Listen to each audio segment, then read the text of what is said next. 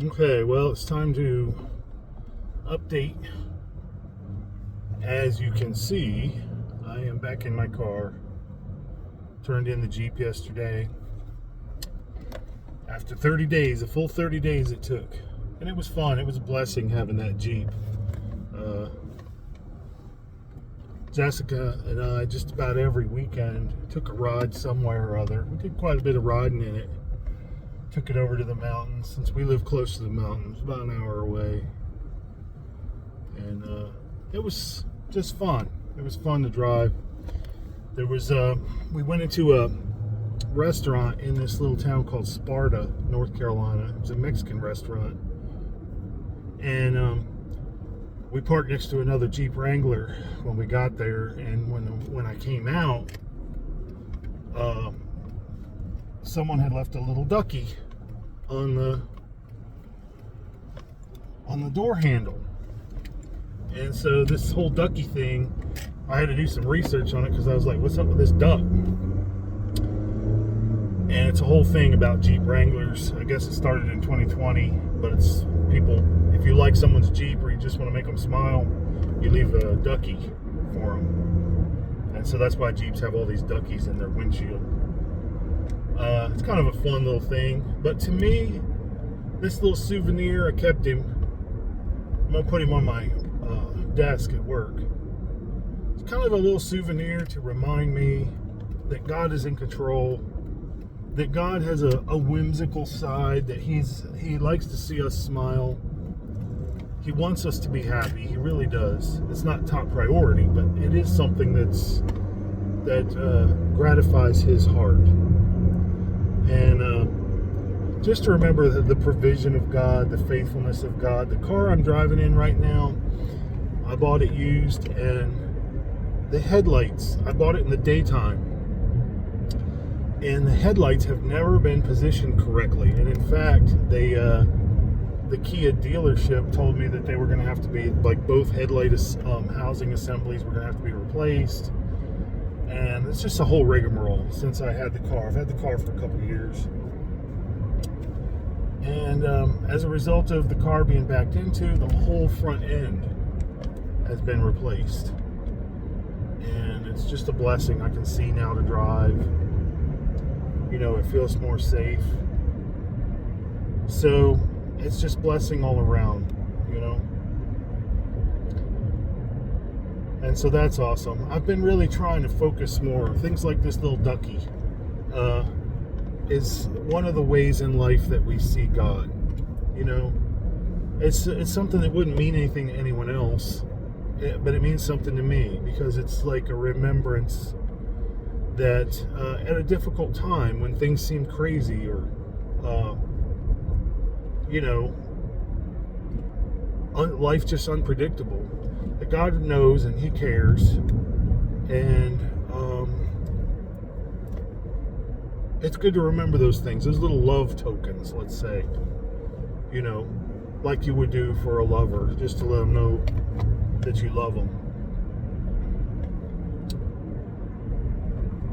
Jesus said, blessed are the pure in heart, for they shall see God. I was thinking about that recently. You know, they won't see the devil behind every bush. What's our vision? What are our eyes full of? Politics, the news, the troubles of the day, wars, the minutia of our lives, you know, the mundane, or the big things that happen, our past. Wherever our vision goes, Jesus said, blessed are the pure in heart, for they shall see God. It says in Ezekiel, the first verse of Ezekiel, he says it was, you know, such and such a year, and such a month, and the 5th day, and I was by the river Kebar. Here he was in Babylon with the exiles, and he says, I saw visions of God. Visions of God. That's what I need so badly. That's what our society needs. This world needs visions of God, not the visions of the pastor, not all the little local kingdoms that are gone, but the kingdom of God, visions of God, focus on Him. So I've just been praying that. It says in Psalm 27, one thing have I desired from the Lord that I will seek after. In other words, the impetus, the momentum, the intention of my heart and my life is seeking after this thing, that I may dwell in the house of the Lord all the days of my life, to behold, to see the beauty of the Lord, and to inquire in His temple, and to ask questions and get to know Him. So to see Him and to get to know Him.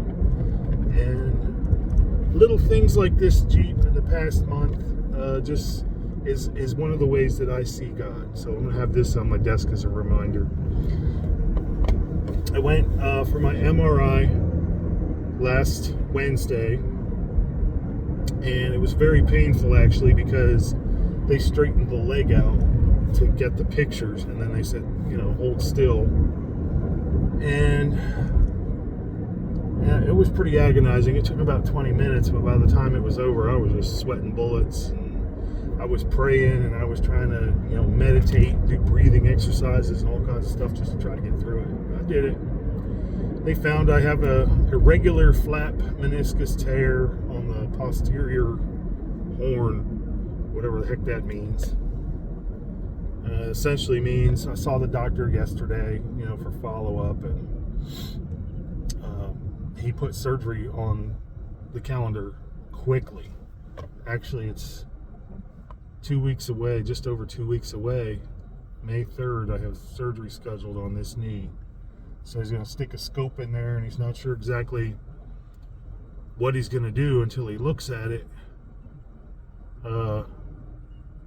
He'll either cut the torn part of meniscus away, or he'll try to repair it. And the recovery time depends on what decision he makes once he gets in there. So if he just cuts it away, I may have a shorter recovery time, versus if he tries to repair it, which is more of a long-term solution, try to prevent arthritis later in life. That could be a longer recovery time. But I guess it's good to know. I've kind of had bittersweet feelings about it. Last night I was so grumpy. I wish I could. I'm really trying to experience emotions without and acknowledge them and say, okay, this is what I'm feeling. I'm feeling very anxious, or I can feel it churning in my stomach, or I'm feeling guilty, or whatever. I'm trying to feel those things, but also realistically look at them and go, okay, I'm feeling this, but it doesn't necessarily reflect truth. It doesn't necessarily mean that I need to do anything. But yeah, last night it got to a point. This is what happens with me is I'll feel like my emotions just take over and jerk me around sometimes. And I was just so upset last night thinking about another surgery. It just feels like I just got over my ankle from 2020. In August of 2020, I had a steel plate and screws put into my left ankle, and the recovery was so long. I mean, I was 6 months out of work, and the PT and just everything about it, I'm just like, man, I'm not looking forward to this. But just like the ducky reminds me, God is in control.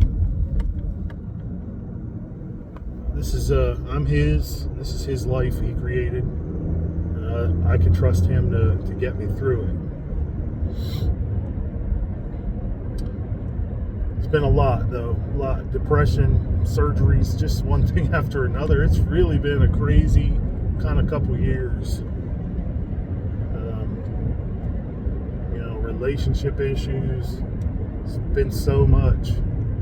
Just one thing after another coming down the pike, and I guess God's got me in the accelerated education. Hopefully I'm learning.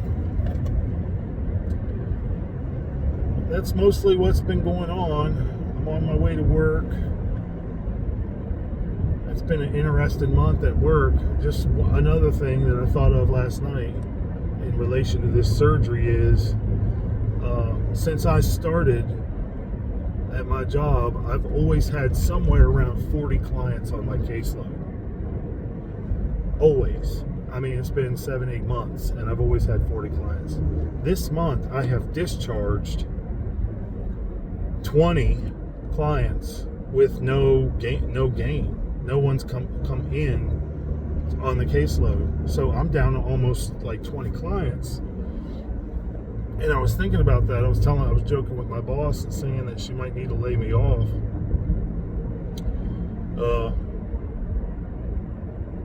But then I was like, you know what? I'm getting ready when I go back to work, it'll be nice to go back to a lighter caseload, you know, because I don't know exactly what my level of functioning will be, whether I'll be using a cane or what I might be doing. But then I was just thinking about even in that, you know, it's like God has foresight into what's coming and kind of preparing things. So I'm thankful to the Lord this morning. I'm seeking the Lord. I just realized more and more nothing in this life can be accomplished without Him. Everything that man builds and everything that we do in our own strength is wood, hay, and stubble. And just so everything is in Him. Our whole life depends on Him. I just wish I realized that. You know, I'm just being reminded of that more and more. And just love Him. I'm hopeful for what He's doing in me, what He's doing in my family, and still lots of things to struggle against. I think my biggest, right now, one of my greatest frustrations is my eating. You know, I'll fast, I'll do good all day long, and then go home and eat a big meal. And now for most of the month of March, I was doing well with alternate day fasting, pretty much sticking to it. And now I'm just like off the wagon and just eating complete shit. You know, Oreos and just sugar.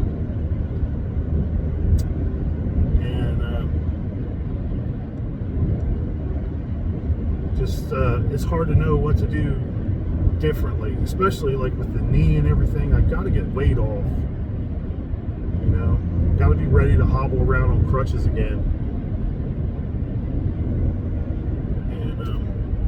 So I'm going to try to keep that in mind today. I'm going to try to fast today. And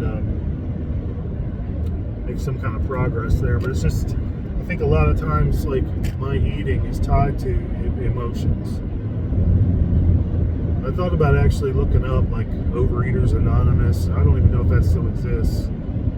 Something like that to kind of get more, to kind of address the psychology more and maybe get into a group where there's some accountability.